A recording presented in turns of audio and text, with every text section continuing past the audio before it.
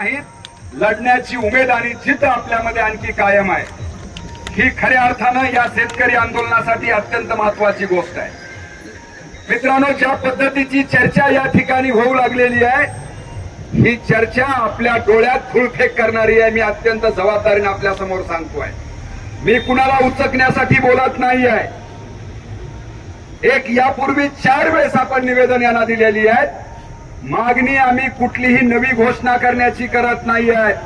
जी कायद्यानं बंधनकारक असणारी बाब आहे, जी आजही कायदा अस्तित्वात आहे, की 14 दिवसाच्या नंतर 15व्या दिवशी गेलेल्या ऊसाचं बिल पडलं पाहिजे।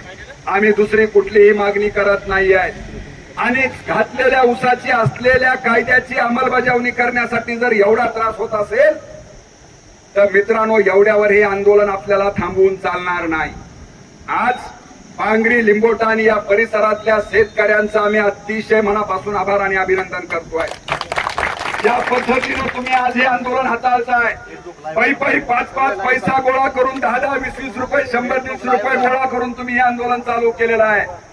हे आंदोलन महाराष्ट्रातल्या ऊस उत्पादक शेतकऱ्यांसाठी अत्यंत मार्गदर्शक ठरणार आहे।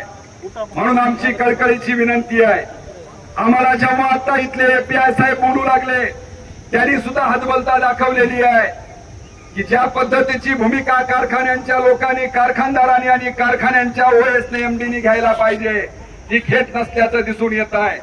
आणि म्हणून आपल्याला आमचा प्रस्ताव आहे, कळकळीची विनंती आहे।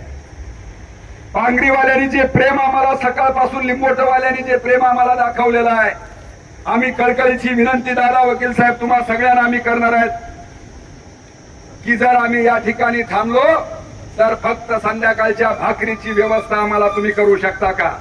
घराघरातली भाकर, आपल्या मायमाऊलींनी केलेली भाकर तुम्ही जर आम्हाला देणार असाल, तर आम्ही या कारखान्याच्या माननीय गोपीनाथ मुंडे साहेबांच्या स्मृती स्थळापाशी ज्यांना संघर्षाचा वारसा आहे, तो संघर्ष महाराष्ट्रामध्ये ऊसाच्या शेतकऱ्यांसाठी इथं सुरू करू आपण।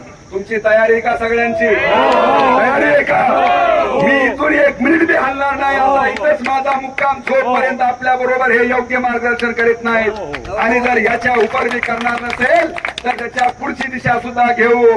केवळ महात्मा गांधींची अहिंसा अशी नव्हती, महात्मा गांधींनी सुद्धा सांगितलेलं आहे की जर ज्याला अहिंसेची भाषा कळत नाही, त्या ठिकाणी तुम्हाला हातात शस्त्र सुद्धा घ्यावा लागणार आहे। तो गांधीजी मानणारे आम्ही माणसं आहे। एक गाल पुढं करून चापट घालणारे गांधीजी आम्ही नाही आहे। गांधीजींची दुसरी बाजू सुद्धा आम्हाला समजणारी माणसं आम्ही आहे।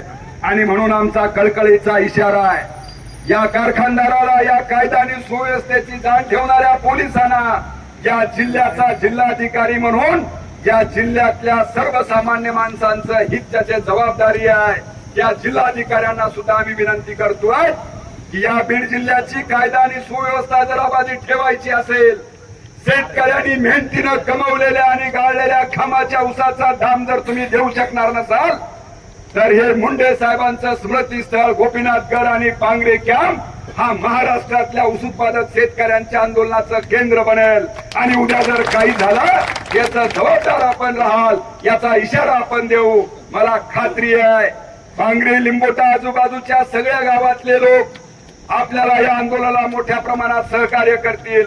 संध्याकाळी घराघरातली भाकर माय माऊलींच्या हातानं केलेली आपण इथं चौकात बसून खाऊ। जोपर्यंत बघू आपल्या दम आहे, आपली हिंमत आहे का, या मगरूर कारखानदारांची हिंमत आहे, हे बघण्याची हिंमत आपण आज ठेवू। मान्य, मी आज आम्ही आपण सगळे या ठिकाणी थांबणार। तू मागे बढ़ो, शेतकरी एक सुटीचा, शेतकरी एक सुटीचा, मान्य सगळ्याला। चलो, आपापले कपडे बिस्तर बांधताना मागून घ्या, इथंच थांबायचं आपल्याला मामा। आपण 8 दिवस बीडला थांबलो होतो, चलत गेलो होतो। थांबणारे किती जण संध्याकाळी? सगळे बस, ओके, चलो